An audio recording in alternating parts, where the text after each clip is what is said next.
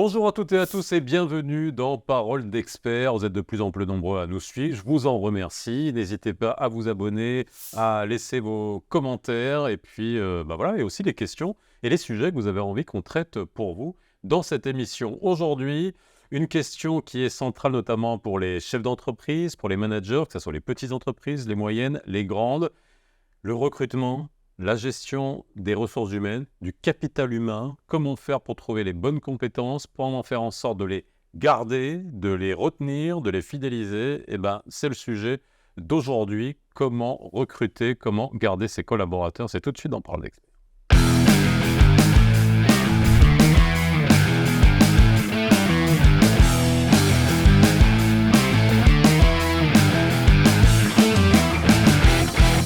Et pour parler de ce sujet, aujourd'hui, j'ai le plaisir de recevoir deux invités. Saïd Bellel, fondateur du cabinet Dior. Bonjour Saïd, ça va ? Bonjour, merci. Merci d'être avec nous. Et Medel Yousfi, directeur général du cabinet Dior. Ça va ? Très bien, merci de l'invitation. Alors juste une chose, pour dire que le cabinet Dior, je ne vous l'ai pas dit avant qu'on enregistre l'émission, c'est le seul, je pense, cabinet où j'avais passé un entretien. Je pense que c'était dans les années 2000 ou 2001 pour être recruté. Voilà. Mais à l'époque, très peu salarié dans ma vie, j'ai été salarié 3 ans, mais voilà, on va en parler. On parlera du salariat aussi notamment, parce que c'est vrai que c'est un monde qui change aujourd'hui. On parlera de Dior dans quelques instants. Moi, je voudrais vous poser une question. Aujourd'hui, on a l'impression qu'on est dans une époque, une période où le monde du travail a complètement changé. On en a beaucoup parlé, notamment accéléré par la digitalisation, accéléré par une période post-Covid. On a vu le Big Quit aux États-Unis. Si vous deviez nous dire, vous qui êtes des professionnels du capital humain, du recrutement, comment est-ce qu'on caractériserait l'époque d'aujourd'hui dans votre métier ? Caractériser, d'abord, c'est une époque où tout prend ou doit prendre moins de temps qu'avant. Ouais. Donc, c'est un peu la consommation rapide. Et il faut aussi que tout soit préparé. D'accord, donc les gens ne veulent pas faire beaucoup d'efforts. D'accord. Et aussi des deux côtés, c'est-à-dire de le recruteur que le recruté, pour pouvoir avoir ce qu'ils attendent. Mais en même temps, ils veulent s'investir moins. C'est-à-dire qu'on demande plus en s'investissant moins. Et c'est ce qui crée cette contradiction et en fait ce sentiment qu'il y a quelque chose qui ne tourne pas réellement, parce que les choses ont beaucoup évolué, très vite aussi. Les systèmes d'information ont aussi permis aux gens de pouvoir beaucoup communiquer, mais sans se voir. Et donc, vous savez, nous sommes dans l'humain. Le lien, d'accord, disons, avec la personne directement est aussi important. Et aujourd'hui, on doit deviner plus que juger les personnes sur des choses concrètes. Et donc, ça complique encore plus les choses. Alors justement, si on devait comparer, alors vous existez depuis combien de temps, Dior ? 30 ans. 30 ans. Donc, vous avez vu quand même une certaine évolution, j'imagine. À l'époque, on restait longtemps dans une entreprise. Aujourd'hui, j'ai l'impression... Alors, ça dépend qui, ça dépend quel type d'entreprise, etc. Mais si on devait... Je pense qu'il y a beaucoup de chiffres et d'études qui le montrent aussi. On reste beaucoup moins longtemps dans une entreprise, on est moins fidèle. Et ça, c'est une vraie question qu'ont les entreprises aujourd'hui. Comment on garde les collaborateurs ? Après, on dira comment on fait pour les recruter aujourd'hui, parce que ça nous intéresse. Mais comment on fait pour garder les collaborateurs, les collaboratrices ? Question, celui qui a la réponse dominera tout le monde. Donc, c'est une affaire d'alchimie particulière. C'est un panier composé. Déjà, il faut réussir le recrutement. Aujourd'hui, juste pour compléter ce que disait Saïd, sur le complètement, on ne sait plus qui drague qui finalement. Et en fait, les entreprises ont, j'ai l'impression, en tout cas les grandes entreprises, puisqu'on est plutôt confronté à de la grande entreprise, on connaît moins la PME. Qu'est-ce que vous appelez, vous, grande entreprise ? C'est à partir de quoi ? De 500 salariés 1000 ? Oui, c'est plutôt... Oui, mais ça peut être aussi des organisations plus petites, mais beaucoup mieux organisées. D'accord, ok. Globalement des filiales de multinationales ou la grande entreprise marocaine qui a pignon sur rue et qu'on connaît, donc la grande banque, le grand assureur, la grande usine, le grand data center, les choses comme ça. entreprises de cette nature-là. En fait, d'une certaine mesure, moi j'ai l'impression que l'entreprise se subérise, elle se désinstitutionnalise. Et donc, en fait, il y avait des facteurs, j'ai envie de dire, de fidélité assez naturels, et il n'y avait pas besoin de beaucoup se casser la tête. Ça ne veut pas dire que les entreprises faisaient mieux avant, mais c'est clair que alors, les attentes ont totalement changé. Déjà, les attentes sont volatiles. Ça dépend des générations dont on parle. Les préférences ne sont pas les mêmes.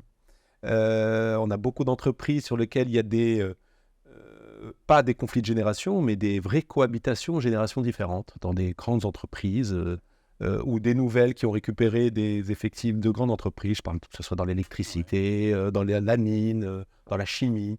On a une cohabitation d'anciens et de jeunes. Alors, comment ça se passe, justement? Ça, c'est intéressant. Parce que, alors, il y a toutes ces générations-là, X, Y, Z, les milléniaux. Il va falloir trouver une autre génération pour ceux qui arrivent aujourd'hui. Et chaque génération, on a l'impression qu'elles ont vraiment leurs prérequis, leurs comportements qui sont différents. Comment on fait cohabiter tout ça, Ce qui est normal, et bon, ça sera toujours comme ça, parce qu'il y aura toujours des générations. Il y aura toujours des personnes anciennes dans l'entreprise et des jeunes. C'était avant, peut-être, parce que c'était les seniors qui menaient. Aujourd'hui, on peut trouver aussi des gens plus jeunes qui ont des responsabilités. Et c'est là où je voudrais revenir à quelque chose qui me paraît très important, c'est que tout ça doit se préparer avant. Les chefs d'entreprise aujourd'hui doivent avoir une vision et commencer dès qu'il a, disons, entamé son travail dans une entreprise ou une nouvelle entreprise, à construire la culture de l'entreprise. C'est fondamental, la culture, parce qu'on n'y donne pas toujours l'importance qu'il faut. Et une entreprise où on a construit une culture tient beaucoup mieux qu'une entreprise qui est malheureusement, ça dépend de la définition qu'on donne à culture, mais moi, culture, je dis, c'est pas quelque chose de construit, d'accord, de volontaire, et qui a une vision. D'accord, on veut avoir quelque chose qui nous détermine par rapport à notre environnement, c'est notre culture. Et cette culture, plus elle est profonde, plus elle est juste, plus elle parle aux gens, d'accord, plus elle mobilise, et plus elle est gagnante. Ah oui. Pour répondre à ça, c'est la réponse à la question comment on fait pour retenir les gens. Il y a des inflations salariales. Nous, notre cabinet, une de nos activités, c'est de mesurer cette inflation-là. Donc, il y a une vraie inflation salariale. Beaucoup d'entreprises ont l'impression que le salaire, en fait, généralement, le salaire... L'inflation salariale, c'est-à-dire que quoi? Les augmentations de salaire font monter les enchères, qu'on est obligé de s'aligner parfois sur, pour ne pas laisser partir un talent, quoi. Oui, il y a deux choses. Il y a le fait qu'objectivement, macroéconomiquement parlant, il y a une inadéquation entre les besoins et l'offre et les bassins d'emploi. Il n'y a pas assez de gens, on n'est pas assez nombreux. On n'est pas assez nombreux à être compétents pour subvenir à tous les besoins de l'entreprise. Sur les entreprises que vous ciblez, avec qui vous travaillez. Oui, on a une exigence supérieure. Oui.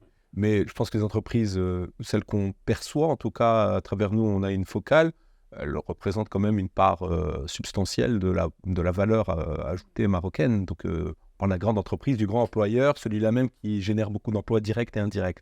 Mais bon, ça reste quand même en valeur absolue et en nombre de gens minoritaires par rapport au... de la même manière qu'on a l'impression de dire qu'il y a 10 Maroc à la fois. Il y a aussi, dans les écosystèmes d'entreprise, il y a vraiment des choses très différentes. Donc, simplement pour dire... Mais c'est quelle que soit l'entreprise qui s'adresse au cabinet. Quelle que soit la taille de l'entreprise, fondamentalement, dans la recette du succès, et si on appelle succès le fait de retenir les gens longtemps et de les embarquer, de les engager dans une aventure collective, c'est parce qu'on a bien formulé l'aventure collective et qu'on l'a assis sur un certain nombre de valeurs. Et donc, beaucoup de gens sont cassés la figure à confondre ça avec l'inflation salariale ou d'autres éléments. Donc, est-ce que vous êtes dans le mood aujourd'hui, je pose des questions parce que vous êtes des professionnels, donc beaucoup de changes confrontés à beaucoup de chefs d'entreprise. Je suis chef d'entreprise moi par ailleurs, et beaucoup se plaignent entre guillemets. On n'arrive pas à recruter, on n'arrive pas à trouver les bonnes compétences, on n'arrive pas à trouver encore ce terme-là qui ne veut plus rien dire pour moi, les soft skills. Mais bon, voilà. Est-ce que c'est vrai? Est-ce que vous êtes confronté à ça? Et est-ce que d'un autre côté, est-ce que c'est pas de bonne guerre? Parce que pendant longtemps, beaucoup de salariés n'avaient pas tous leurs droits au sein des entreprises. Maintenant, c'est arrangé au fil des années. Quelle est votre vision de ça? Est-ce que c'est vrai qu'on n'arrive pas à recruter? Est-ce que c'est vrai qu'on ne trouve pas les compétences? c'est toujours difficile, bien sûr, aujourd'hui, plus difficile qu'avant de trouver des compétences. Parce que les exigences de part et d'autre ont évolué et sont... C'est ça qui est nouveau. Avant, on cherchait un boulot. Je vais donner Maintenant, on offre sa compétence. Sa compétence, voilà. Et il y a des exigences de part et d'autre. Alors, les entreprises sont dans une inflation par rapport un peu à tout ce qui est, comme vous l'avez dit, soft skills, etc. Et donc, ils veulent un peu, disons, comme on dit, le mouton à 5 pattes, ce qui n'est pas toujours évident. Et en restant toujours sur les mêmes offres. Et de l'autre côté, les gens, ceux qui sont sur le marché chercher du travail, qui cherchent du travail, eux veulent les meilleures entreprises organisées, qui payent le mieux, etc., sans pour autant avoir développé en eux tout ce qui peut être attendu d'eux pour avoir ce niveau-là. Donc, et malheureusement, c'est ce qui crée ça. Alors, d'autant plus que nous sommes dans un environnement aussi où tous les métiers n'ont plus la même importance. Oui. Et donc, ce qui fait que les gens se comparent. Et donc, quelqu'un qui a fait de l'informatique, quelqu'un qui a fait du droit, mais du droit, disons, vraiment, aujourd'hui, pour le privé, du droit, voilà, pour les entreprises, le droit des affaires, etc. et tout, c'est des choses, je vous dis, qui sont demandées. D'accord ? Et quelqu'un qui a fait de la, je sais pas moi, de la comptabilité. De la comptabilité, par exemple, ils ont le même niveau, mais ils n'ont pas la même valeur sur le marché, mais eux, ils se voient égaux. Moi, juste un exemple, quand j'interroge, je travaille avec pas mal de comités de direction et de cadres dirigeants. Aujourd'hui, vous prenez la plupart des directeurs généraux, si vous leur demandez quel est le top 3 de leurs fonctions en interne, bien sûr le marketing, bien sûr ce qui fait vendre ou ce qui produit, ils vont vous mettre souvent le recrutement dans le top 3. Ouais.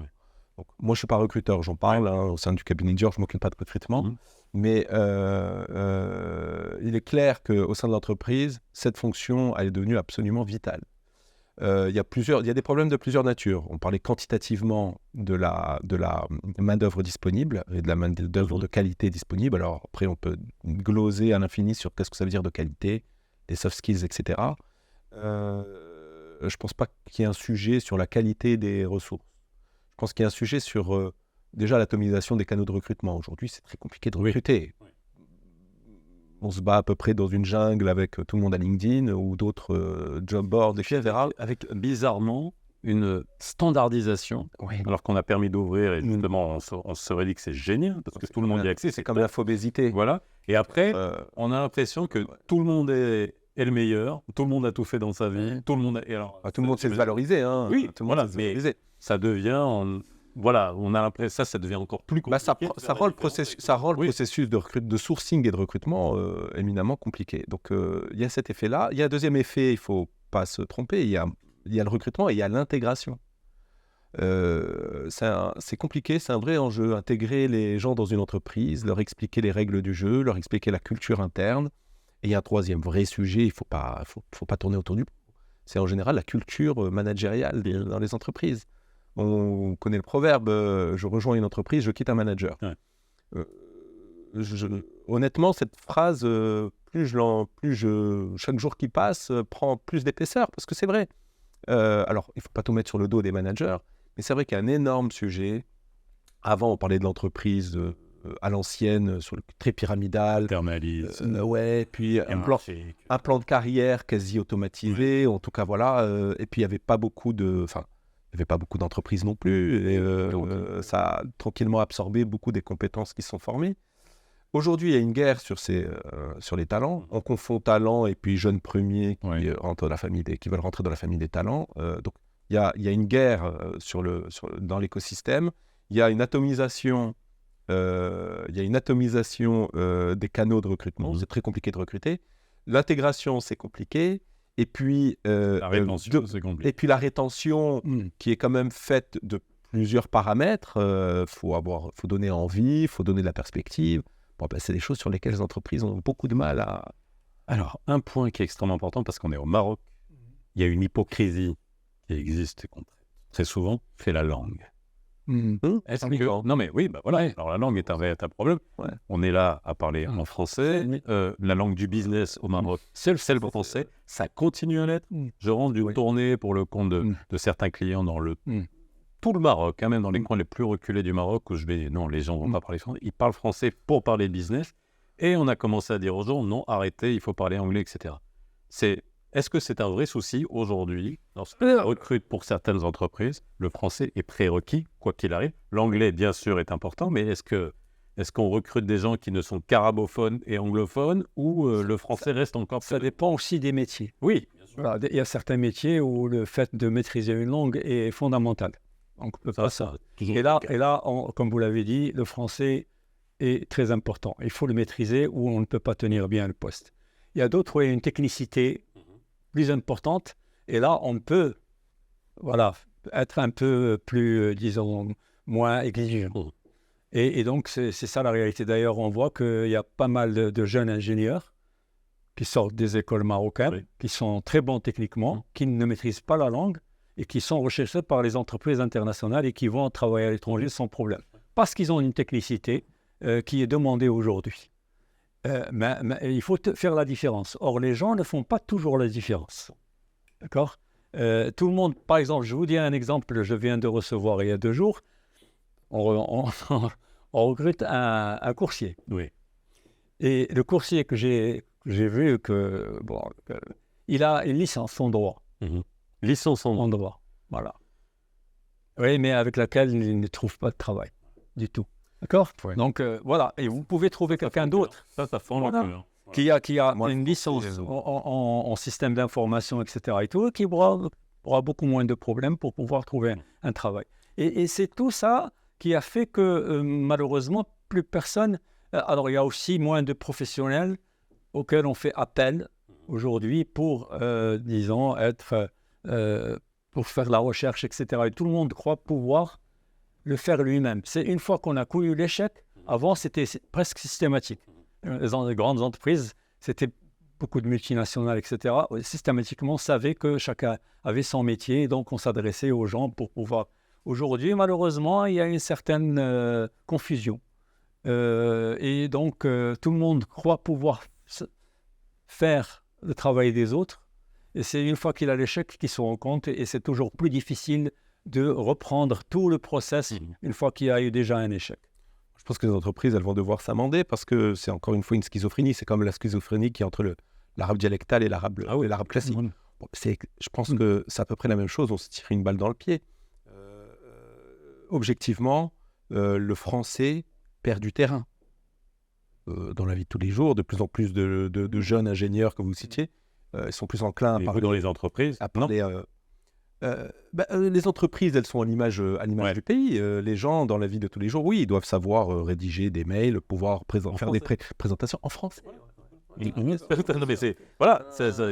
encore le cas. Mais c'est encore très largement le cas. Très, très largement le cas. Alors, on a beaucoup de choses à dire, mais sinon l'émission durerait 1 heure. Je vais essayer de conclure. J'ai quand même cité quelque chose qui est arrivé. Alors, le Covid, qui a bouleversé un peu la perception. Alors, ça c'est dans le monde, on a beaucoup traité ça. On a eu le Big Quit aux États-Unis. On ne va pas comparer les États-Unis au Maroc, parce que c'est pas le même marché du travail, c'est pas la même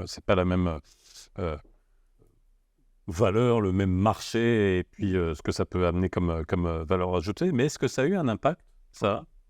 Et je parle d'ici, et par rapport au profil que vous voyez, de dire, bon, moi, il n'y a pas que le boulot dans la vie, je veux pouvoir bosser chez moi, je vais peut-être avoir moins de revenus, mais bosser à mon rythme, parce que... Il y a 2 choses, il y a plusieurs éléments.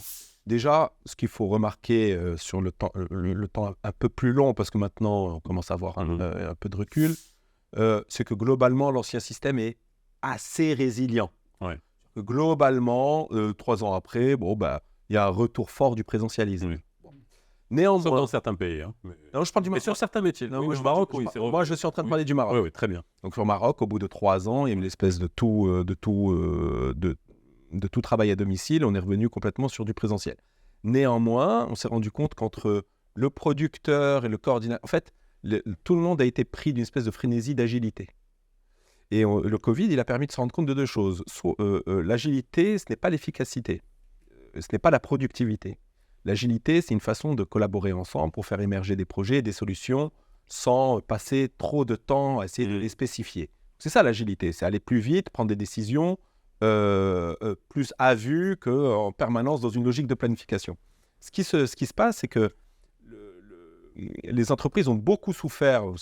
On l'a mesuré, on a fait quelques enquêtes pour le mesurer. Les entreprises ont beaucoup souffert, ont perdu en agilité avec Zoom, Teams, etc. Bizarrement. Bah non, c'est pas bizarre parce que pour être agile, il faut comme être là, il faut prendre des décisions dans un couloir, etc. Ouais. Et donc la réunionite un peu. Bon, qui existait déjà avant. Oui, bah ça c'est un peu. Alors par contre, ce qui s'est passé depuis, ce qui est intéressant, c'est que les entreprises qui se désinstitutionnalisent, qui s'émiettent un peu en termes de... ont appris à jongler selon les intérêts de leur population. Il y a un producteur qui a une idée géniale à 2h du matin. Laissez-le produire son idée à 2h du matin. Par contre, il y a des jobs sur lesquels le prérequis du présentiel est fort. Donc, si vous voulez, ça a apporté quelques outils supplémentaires. Et il y en a certains qui s'installent un peu plus durablement, mais il y a quand même une certaine résilience quand même. Au niveau des chefs d'entreprise au Maroc restaient traditionnalistes, globalement. Et donc, le Covid, c'était une nécessité. Oui, ils ont été obligés. Voilà, il n'y avait pas le choix. Mais en même temps, les salariés, eux, ont eu cette expérience. Pendant un moment, qui a duré quand même de 1 an, de 6 mois à 2 ans, ça dépend des cas. Et donc, ils ont vu aussi les bienfaits peut-être pour eux, sans que ça, je ne sais pas, on n'a pas mesuré la productivité pour voir si elle est meilleure ou pas, etc. Et tout. Mais pour eux, ils ont trouvé que ça pouvait leur rendre service. Certains même pouvaient être meilleurs en travaillant. Il y a des États qui l'ont montré. Voilà. Il y a des entreprises. Sur la productivité, c'était et donc, les chefs d'entreprise, eux, sont restés traditionnalistes. Ils sont revenus à l'organisation d'avant. Et donc, ça a des recrues aussi qui demandent ça. Je veux avoir 2 jours ou 3 jours. Alors, du point de vue de la recrue maintenant, on laisse de côté l'entreprise, qui a gagné au change, la productivité a augmenté, on a trouvé des nouvelles formes organisationnelles, on est en train de transformer certains sièges aussi, il faut totalement. C'est-à-dire que ça devient plus des endroits collaboratifs, et puis là où on peut travailler en pyjama chez soi, on travaille en pyjama chez soi. Du point de vue c'est clair que c'est devenu un élément important dans le dialogue, au recrutement, même dans les revendications au sein des entreprises. C'est donc tout ce qu'on appelle les bénéfices non financiers. Cet élément de flex office, c'est devenu un outil incontournable. Voilà, c'est admis. En plus, c'est complètement bien sûr, au métier qui s'y prête, parce que bien sûr, au métier qui tendance de toutes les manières, il faut. Merci beaucoup d'avoir été avec nous pour parler de ce sujet. On en reparlera parce que ça vous concerne, vous qui nous regardez, que vous soyez chef d'entreprise, que vous soyez manager, que vous soyez aussi en recherche de travail. Tout ça, c'est un équilibre et tout ça extrêmement passionnant et surtout dynamique parce qu'on parle de nous, c'est de la matière humaine. Et ça, c'est intarissable. Merci d'avoir été avec nous. N'hésitez pas à vous abonner, à laisser vos commentaires, vos questions. Et on se retrouve très vite pour un autre Parole d'Expert de Veille.